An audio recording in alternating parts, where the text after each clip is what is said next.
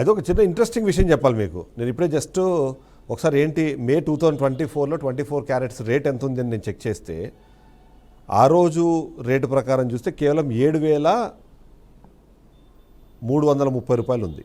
అంటే 7,300 మాత్రమే. ఇప్పుడు 10 గ్రా అంటే 1 గ్రామ్ గోల్డ్ ఉంది, అంటే 73,330 రూపీస్ 10 గ్రామ్స్ గోల్డ్ ఉంది. అదే ఒకవేళ ఈరోజు రేటు చూస్తే దాదాపుగా గోల్డ్ రేట్ ఇవాళ టుడే చూస్తే మనకి 90,000 ఉంది.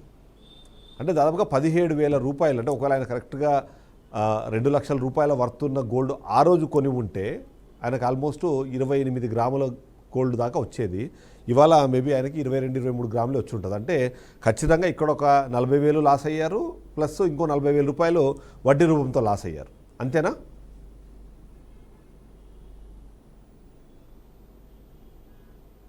Yes, exactly. ఆ రోజు ఆయన బంగారం మీరు చెప్పిన ప్రకారం 7,300 గ్రాము ఉంది, ఈరోజు 9,000 చిల్లర గ్రాము ఉంది. కాబట్టి అటు చూసినా కూడా 5 గ్రాముల బంగారం ఎక్కువ వచ్చేది. 5 గ్రాముల బంగారం ఎక్కువ రావడంతో పాటు ఆయన ఆ రోజు సుమారుగా 20,000 నష్టపోయారు, ఇటు 40,000 లబ్ధి నష్టపోయారు. అంటే సుమారుగా 60,000 నుంచి 70,000 రూపాయలు లబ్ధి ఆయన కోల్పోవడం జరిగింది. ఇదంతా కూడా 100% పక్కాగా మోసం కిందకే వస్తుంది.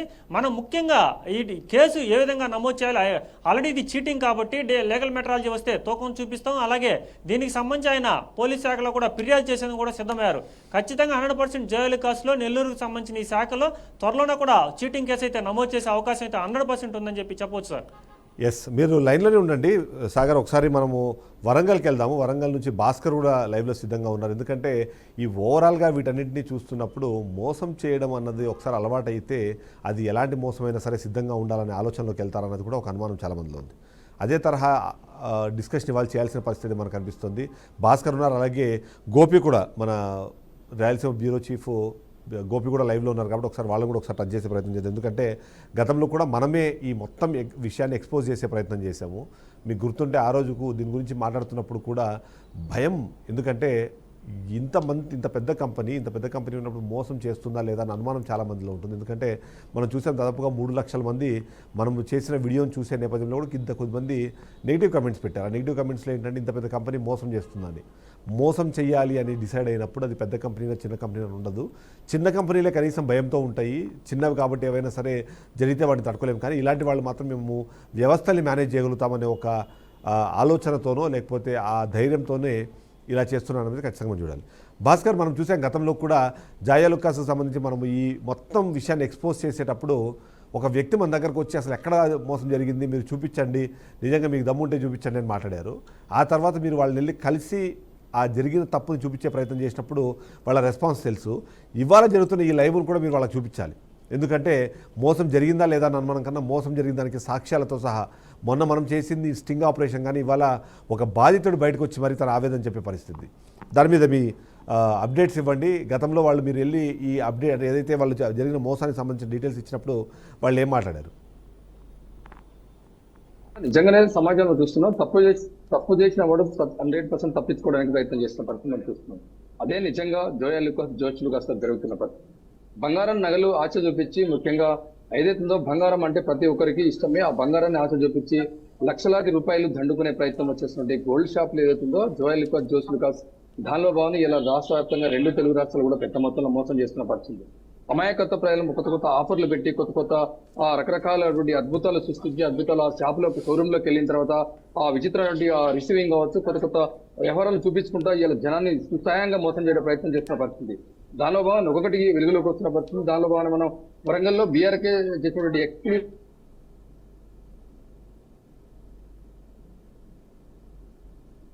ఫోటో అదేవిధంగా ఫింగర్ ప్రింట్ బయటికి రంగంలో జరిగినటువంటి ఇష్యూలో దాన్ని మనం అడగగా జోష్లుకాస్ వాళ్ళని అడగగా దీంట్లో ఎవరిని ఏమైనా అడగగా మాకు ఎలాంటి తప్పు లేదు, మా షోరూంలో జోష్లుకాస్ చాలా ట్రాన్స్పరెంట్ కూడా ఉంది, ఎక్కడ కూడా మోసం చేయట్లేదు, ఎవరి దగ్గర కూడా మేము పైసలు తీసుకోవట్లేదు చెప్పి వాళ్ళు చెప్పడం జరిగింది. ఆ మోసాన్ని మనం ఎత్తి చూపించే ప్రయత్నం చేసినా మన దగ్గర ఉన్నటువంటి రసీదులు కానీ లీగల్ మెటర్లజీ వేసినటువంటి కేసులను కూడా చూపించే ప్రయత్నం చేయగా వారు వినిపించుకోకుండా తప్పించుకునే ప్రయత్నం చేసిన పరిస్థితి.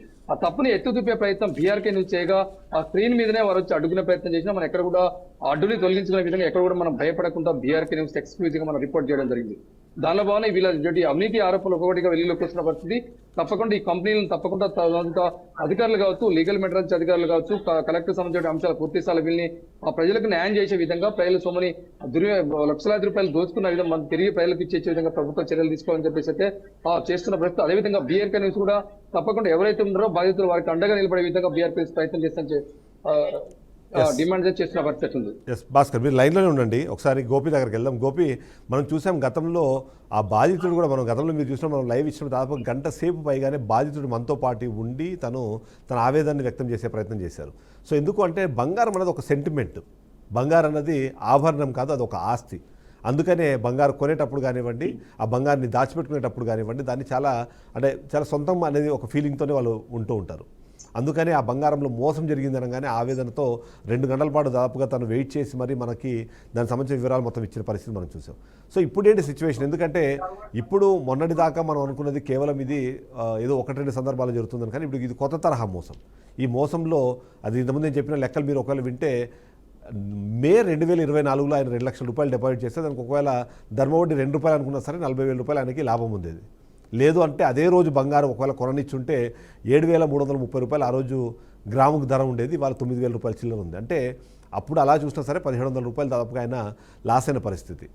సో ఏంటి ఈ జాయలుకాస్ కానివ్వండి, జాసలుకాస్ కానివ్వండి, ఇలాంటి బంగారు షాపులు ఇంత ధైర్యంగా మోసం చేయడానికి కారణాలు ఏమంటారు?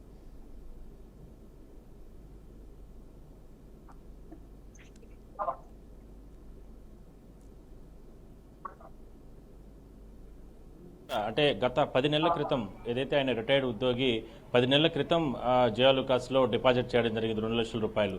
అయితే ఆ సందర్భంలోనే దాన్ని అంటే ఆయన చెప్తూ వస్తున్నారు. ఈ సందర్భంలోనే కూడా మీరు లైవ్లో అంటే 10 నెలల క్రితం ఎంత బంగారు అంటే గ్రామ్ ఎంత బంగారు ఉండింది, 7,000 చిల్లర ఉండింది. దాని తర్వాత 10 గ్రాములు అనుకున్నా కూడా 73,000. ఆయన వచ్చి దాదాపు ₹2 లక్షల డబ్బులు అంటే డిపాజిట్ చేయడం జరిగింది.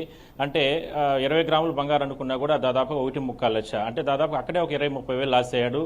మళ్ళీ వీళ్ళు అదనంగా ఇస్తానటువంటి ₹40,000, అంటే దాదాపుగా 60,000 నుంచి 70,000 రూపాయలు లాస్ అయినట్లు కూడా చాలా స్పష్టంగా ఆయన కూడా చెప్పడం జరిగింది. మనం లైవ్లో కూడా మీరు కూడా ఆ పట్టిక అంటే గత 10 నెలల క్రితం ఏ విధంగా ఉంది రేట్లు, ఇప్పుడు ఏ విధంగా ఉన్నాయి, అంటే ఇప్పుడు దాదాపుగా 90,000 పైన వరకు కూడా ఉంది. కాబట్టి 10 గ్రాములకు సంబంధించిన బంగారు వాటన్నిటిని కూడా మీరు చెప్పే ప్రయత్నం చేశారు. ఇది ఒక అంటే ఎందుకంటే ఏ విధంగా మోసపోతున్నామో దీన్ని మనం పూర్తి స్థాయిలో మనం 2-3 ఒక వారం క్రితం కూడా మనం చేసినటువంటి ప్రయత్నంలో భాగంగా కూడా అంటే ఎక్కడ కూడా బాధితులు నేరుగా బీఆర్కే న్యూస్కి ఆశ్రయించిన తరుణంలో మనం దాన్ని పూర్తి స్థాయిలో కూడా అంటే ఏ విధంగా అంటే సహజంగా సార్ పల్లెల్లో కానీ గ్రామాల్లో కానీ పట్టణాల్లో కానీ ఏ విధంగా ఉంటుందంటే గత 20-25 సంవత్సరాల క్రితం అప్పట్లో చిన్న చిన్న దుకాణాలు పెట్టుకొని ఉంటారు సార్. అలాంటి చోటుకు వెళ్తే ప్యూర్లీ బంగారు ఉంటుంది, అంటే చాలా అద్భుతంగా ఉంటుందని చెప్పి నేరుగా కొనుక్కునేవాళ్ళు. కానీ ఇవాళ ఇలాంటి జయాలుకాస్ కావచ్చు, లేదంటే జోస్లుకాస్ కావచ్చు, ఇలాంటి పెద్ద పెద్ద కంపెనీలు, కార్పొరేట్ కంపెనీలు వచ్చిన సందర్భంగా మనం జీఎస్టీ కట్టినాం. జీఎస్టీ కట్టిన తర్వాత నేరుగా మనం అక్కడికైనా పోయి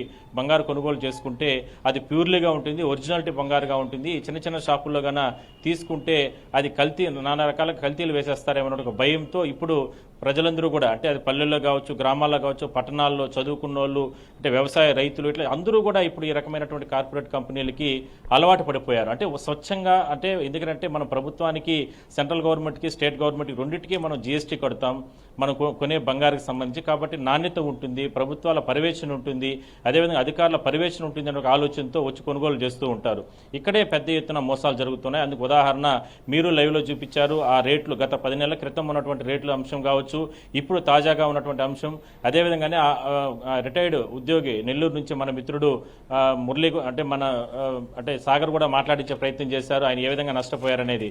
అయితే ఇక్కడ తిరుపతిలో కూడా మనం ఒక వారం రోజుల క్రితం మనం చేసినటువంటి డ్రైవ్లో అంటే జయకుమార్ అనేటువంటి వ్యక్తి అంటే ఒక కంపెనీలో, ఒక ప్రైవేట్ కంపెనీలో చిరు ఉద్యోగి, అతనికి బహుశా ఒక 15,000 రూపాయల జీతం ఉంటుంది అని ఆయనే చెప్పడం జరిగింది. అయితే అతను కూడా ఒకరోజు అంటే ఈ నెల 7వ తారీఖున తిరుపతిలో బ్రాంచ్లో నేరుగా వెళ్ళి 10:30 అతనితో కుటుంబ సభ్యులు నేరుగా వెళ్ళి బంగారు కొనుగోలు చేయడం జరిగింది. 1.5 లక్షల రూపాయలు సార్, అంటే 15,000 రూపాయలు నెలకు అతనికి జీతం ఉంటే ఎన్ని రోజులు అతను కష్టపడి ఆ డబ్బులు అంటే నెలసరి అంటే ఆ ఖర్చులు పెట్టుకుంటూ మిగలబెట్టుకుంటే 1.5 లక్ష అతను మిగలబెట్టుకోగలుగుతారో మనం అందరూ ఆలోచించాల్సిన అవసరం ఉంది. అదేవిధంగానే ఈ లైవ్ చూస్తున్నటువంటి ప్రేక్షకులు కూడా అందరూ కూడా బీఆర్కే న్యూస్ కావచ్చు, లేదంటే అందరూ కూడా చూడాల్సిన అవసరం అయితే ఉంది. అంత కష్టపడి అతను డబ్బులు కూడా పెట్టుకుని జయాలుకాస్కి వెళ్తే వెళ్ళిన సందర్భంలో అంటే అతను కూడా లైవ్లో డైరెక్ట్గా మనం అదే షోరూమ్ నుంచి బాధితుల నుంచి మనం మాట్లాడించే ప్రయత్నం చేశాం. అక్కడ ఆ సందర్భంలో ఏదైతే వరంగల్లో భాస్కర్ పైన ఏ విధంగా దాడి చేసే ప్రయత్నం చేశారో ఆ జయ లుకాస్కి సంబంధించినటువంటి జోష్ లుకాస్ సంబంధించిన సిబ్బంది, అదేవిధంగానే తిరుపతిలో కూడా ముందుగా మనం లైవ్ కవర్ చేస్తున్న సందర్భంలో నేరుగా వచ్చి బెదిరింపులకు గురి చేయడం జరిగింది. అంటే మీరు ఇక్కడ లైవ్ పెట్టుకోకూడదు, ఇక్కడ మీరు ఉండకూడదు, మీకు ఎవరు ఇచ్చారు పర్మిషను, ఇట్లా రకరకాలుగా మాట్లాడడం జరిగింది. అయినప్పటికీ కూడా బాధితులు ఏదైతే ఇవాళ నెల్లూరు నుంచి ఒక రిటైర్డ్ ఉద్యోగి బాధితులు ముందుకు వచ్చారో అదే స్థాయిలో ఆ రోజు మనం అంటే ఆ బాధితుడు మనం ఆశ్రయించడం జరిగింది బీఆర్కే న్యూస్ని. ఏ విధంగా ఎట్లా అయినా సరే నాకు న్యాయం చేయండి, ఏ విధంగా నేను మోసపోయానంటూ కూడా. అంటే 7వ తారీఖున అతను బంగారు కొనుగోలు చేసుకున్న సందర్భంలో 10:30 షోరూమ్ వద్దకు వెళ్ళడం జరిగింది. ఆ సందర్భంగా లోపలికి వచ్చిన వెంటనే వాళ్ళకి రాజమర్యాదలు, అంటే టీ తాగుతారా, బిస్కెట్ తాగుతారా, లేదా తింటారా, లేదంటే మీరు కూర్చోండి సార్ ఏం బంగారు కొనుక్కోవాలనుకుంటున్నారంటే రకరకాలుగా వాళ్ళని మభ్యపెట్టి బంగారు కొనుగోలు చేసిన తర్వాత బిల్లు ఇచ్చినది ఒక రేట్ అయితే దాన్ని వెయిట్ వేస్తే అందులో 7 మిల్లీలు తక్కువ రావడం జరిగింది. ఇదేంటని ప్రశ్నిస్తే అంటే వాళ్ళకి ఎక్కడో అనుమానం వచ్చి అదే ఫ్లోర్లో పైన వాళ్ళకి సంబంధించినటువంటి దుకాణాలు రకరకాల బంగారు ఉంటుంది, అక్కడ కొనుగోలు అక్కడ చూద్దామని అక్కడికి వెళ్ళి అక్కడ మరో అంటే తూకం దాంట్లో వెయిట్ వేయడం జరిగింది. అక్కడ 7 మిల్లీలు తక్కువ రావడం జరిగింది. ఇదేంటని ప్రశ్నిస్తే ఎవరు కూడా సమాధానం చెప్పలేదు.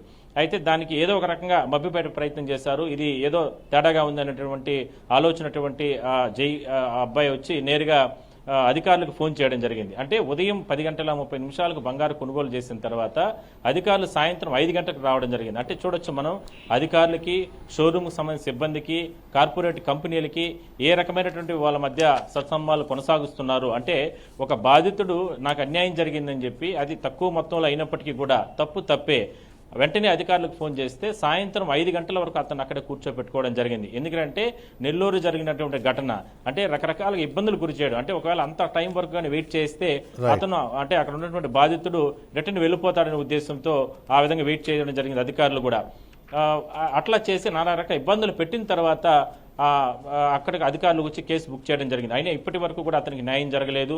మనతో బీఆర్కే న్యూస్ ఇప్పటికే అతను మాట్లాడుతున్నారు, నాకు న్యాయం చేయించండి, నాకు ఎట్లాగైనా సరే దీనిపైన దూరమైనా వెళ్తానంటూ కూడా అతను కూడా మనం ఆశ్రయించడం జరిగింది. ఎప్పుడు బాధితులకు కానివ్వండి మిగిలిన వాళ్ళందరికీ మనం ఇచ్చే భరోసా ఒకటి. ఎందుకంటే ఏదైనా సరే ఒక ఇష్యూ తీసుకున్నామంటే కేవలం దాన్ని వార్తలాగా టెలికాస్ట్ చేసి వదిలేయము. నిజంగానే బాధితులు ఎవరైతే ఉన్నారో వాళ్ళందరికీ న్యాయం చేసే ప్రయత్నం చేయడం అన్నదే ఖచ్చితంగా బీఆర్కే న్యూస్ ప్రాథమిక సిద్ధాంతంలోనే ఉంది.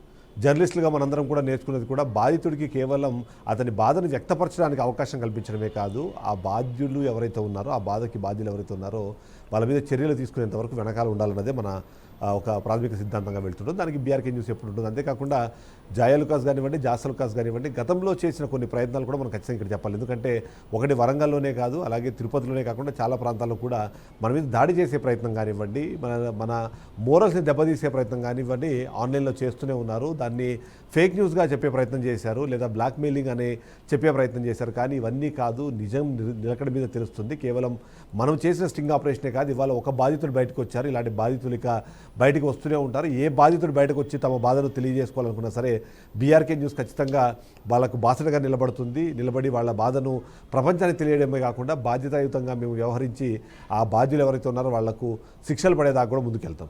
సో మొత్తానికి ఇప్పుడు ముగ్గురు ఉన్నారు కాబట్టి ఒకసారి సాగర్ దగ్గరికి వెళ్దాం. సాగర్, ఇప్పుడు ఆయన రిటైర్ ఉద్యోగిగా ఉన్నారు కాబట్టి ఈ కేసుని కేవలం అన్ని సందర్భాల్లోనూ జరుగుతుంది ఏంటంటే కేవలం లీగల్ మెట్రాలజీకి ఒక కంప్లైంట్ ఇస్తున్నారు, లీగల్ మెట్రాలజీ దాన్ని చెక్ చేసిన తర్వాత ఒక కేసు బుక్ చేసి ఆ తర్వాత వాళ్ళకి ఏదో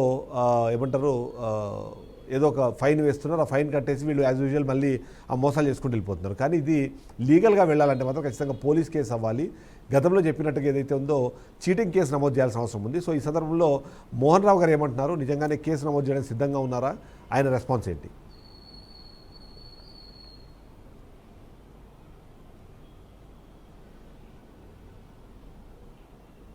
చాలా అనుమానాలు కూడా కలుగుతున్నాయి. ఈరోజు స్వయంగా పోస్ట్ మార్టం కోసం ఈ నిజాలు తెలుసుకునేందుకు నేను వెళ్ళినప్పుడు నాకు తెలిసిన అనుమానం ఏంటంటే లీగల్ మెట్రాలజీకి నేరుగా నేను ఫోన్ చేశాను. అంటే నేరుగా మనం బీఆర్కే ప్రతినిధిగా ఒక న్యూస్ ఛానల్గా ఫోన్ చేయడం, మేడం తాను అందుబాటులో లేదు, మీకు వేరే అధికారి టచ్లోకి వస్తారు, డీసీ అంటే డిప్యూటీ కంట్రోల్ టచ్లోకి వస్తారని చెప్పి మేడం చెప్పడం జరిగింది. అనంతరం కూడా ఒకరిద్దరైతే ఫోన్ చేశారు, కానీ ఎవరు కూడా నేరుగా షాప్ దగ్గరకు రాలేదు, ఈ రోజు కాదు రేపు లేదు ఎల్లుండి వస్తాం, ఆ విధంగా సమాధానాలు చెప్తారు. దీంట్లో ఖచ్చితంగా స్పష్టంగా మనకు అర్థమవుతుంది అంటే ఏదైనా సరే ఒక బాధితుడు తమ బాధను చెప్పుకునేందుకు అధికారికి ఫోన్ చేసినప్పుడు వెంటనే స్పందించాలి. ఒక కంట్రోల్ స్థాయి అధికారికపోయినా కనీసం ఒక కింది స్థాయి అంటే వాళ్ళకి సింగిల్ స్టారు లేదా డబుల్ స్టార్ ట్రిపుల్ స్టార్ ఒక మన పోలీసు లాగా వాళ్ళకు కూడా అధికారులు ఉంటారు కాబట్టి ఎవరో ఒకరు కూడా వెంటనే వస్తుంటే బాగుండేది. కానీ మనం 2 గంటలు కూడా వెయిట్ చేసినా కూడా వాళ్ళు రాలేదు కాబట్టి దీంట్లో కొంత అనుమానాలు కూడా వ్యక్తం అవుతున్నాయి. ఎందుకంటే మనం ఇది ఎక్కడైనా సరే అనేక రకాలు కూడా డబ్బులకు కావచ్చు ఇతర ప్రలోభాలకు కావచ్చు లోన్ అవుతున్న అధికారులు వెంటనే కూడా స్పందించిన పరిస్థితి ఉంది.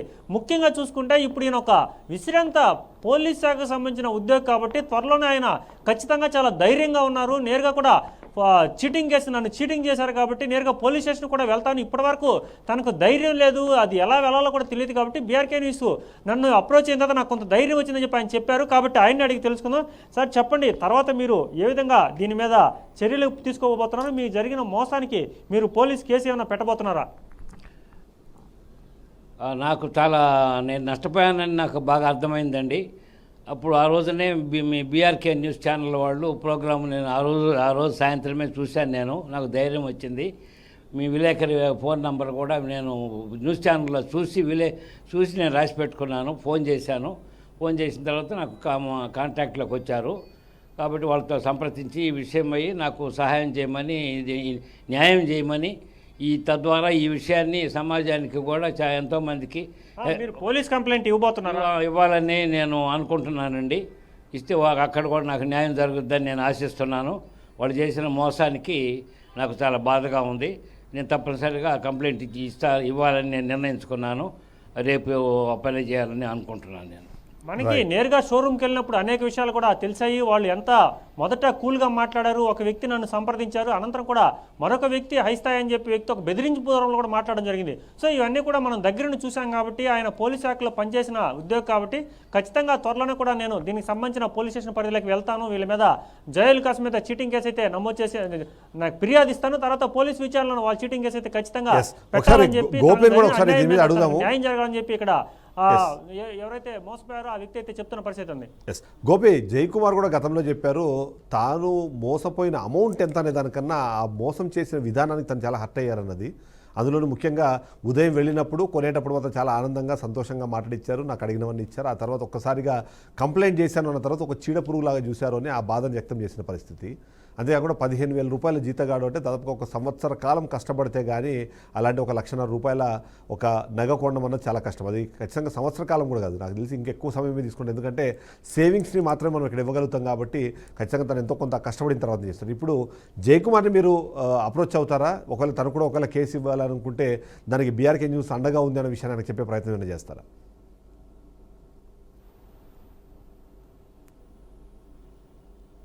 సార్ అతను అంటే బయట ప్రాంతానికి వెళ్ళడం జరిగింది. మరో 2 రోజుల్లో తిరుపతి వస్తానంటూ చెప్పడం జరిగింది. అయితే అక్కడ ఆ రోజు అతను చెప్పిన సందర్భంలో కూడా వాళ్ళ కుటుంబ సభ్యులతో లోపలికి వెళ్ళిన సందర్భంలో రాచ మర్యాదలు చేసిన తర్వాత నమస్కారాలు పెట్టి కాఫీ తాగుతారా, టీ తాగుతారా, లేదంటే బిస్కెట్స్ తింటారా, లేదంటే మీకు ఏం బంగారు కొనుక్కోవాలనుకుంటున్నారు, ఇట్లా అన్ని రకాలుగా వాళ్ళని మభ్యపెట్టిన తర్వాత బంగారు కొని ఇందులో మోసం జరిగిందని చెప్పి అతను చెప్పిన తర్వాత వాళ్ళని నిలదీసిన తర్వాత దాని తర్వాత ట్రీట్ చేసిన విధానం అంటే అతను మనతో బీఆర్కే న్యూస్తో మాట్లాడుతూ ఆ షోరూమ్ ముందు నుంచి కూడా చాలా భయానకమైన పరిస్థితులతో మాట్లాడడం జరిగింది సార్. అంటే ఏ పక్క ఇటుపై అంటే మేము ఉన్నాము, మీరు భయపడద్దండి, ధైర్యంగా ఉండు బాబు అని అంటే కూడా అతను ఆ జయకృష్ణ అనే వ్యక్తి అంటే చుట్టుపక్కల చూస్తాడు, అంటే ఎవరన్నా వచ్చి దానిపైన అటాక్ చేస్తారని ఒక భయానకమైన పరిస్థితులు అతను అక్కడ చూడడం జరిగింది.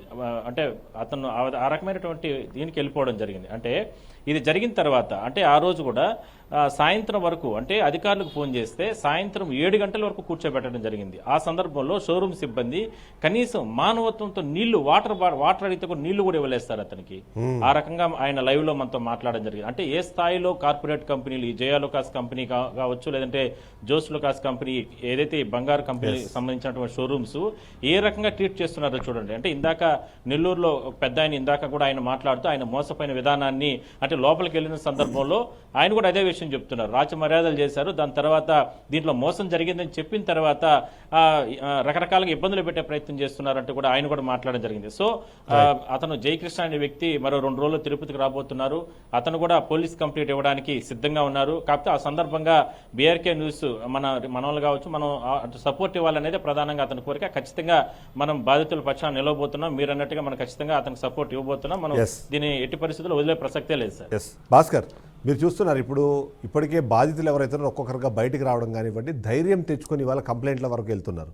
సో మీరు ఖచ్చితంగా నా కోసం ఒక పని చేయండి. ఎవరైతే మొన్న మా దగ్గర మోసాలు జరగవని ఎవరైతే మాట్లాడారో అతనికి వెళ్ళి ఈ మోసానికి సంబంధించిన వివరాలు కూడా ఇవ్వండి. మరొకసారి ఆయన దానికి సంబంధించి ఎక్స్ప్లెనేషన్ తీసుకునే ప్రయత్నం చేయండి. ఎందుకంటే మోసం చేయడం అనేది అలవాటుగా మార్చుకున్నప్పుడు ఇలా బుకాయిస్తే సరిపోదన్న విషయం ఆయనకు చెప్పాల్సిన అవసరం అయితే మనకు అనిపిస్తుంది.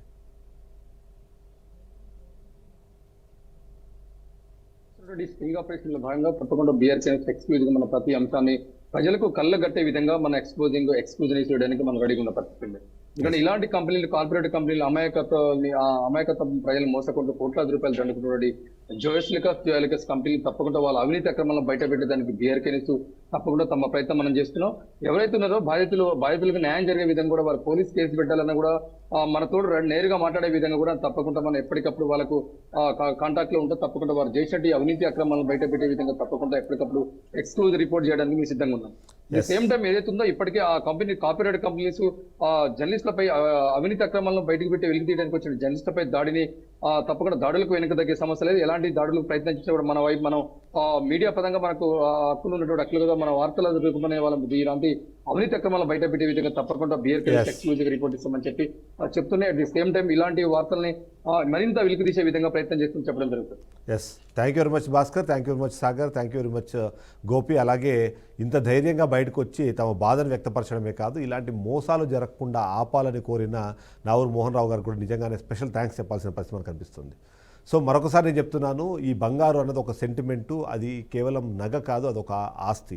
దాన్ని ఇప్పటికీ ఈ మోసాల పేరుతో ఏదైతే మోసం చేస్తున్నారో వాళ్ళ మీద చర్యలు తీసుకోవాల్సిన అవసరం అయితే ఉంది. అంతేకాకుండా ఎవరైతే జాయలుకాస్ కానివ్వండి, జాసలుకాస్లు ఇప్పటికే బంగారు కొన్నారో వాళ్ళు మరొకసారి వెళ్ళి చెక్ చేసుకోవాల్సిన అవసరం ఉంది. కాబట్టి ఇమ్మీడియట్లీ మీరు వెళ్ళి చెక్ చేసుకోండి. లేకపోతే మాత్రం మీరు కొన్నారనుకున్న బంగారు, మీ ఇంటికి వచ్చిందన్న బంగారు, మీరు పెట్టిన ఖర్చుకి తగ్గ బంగారు రాలేదన్న విషయం తెలుసుకుంటే మాత్రం ఖచ్చితంగా మీ గుండెలో రాళ్ళు పడతాయి.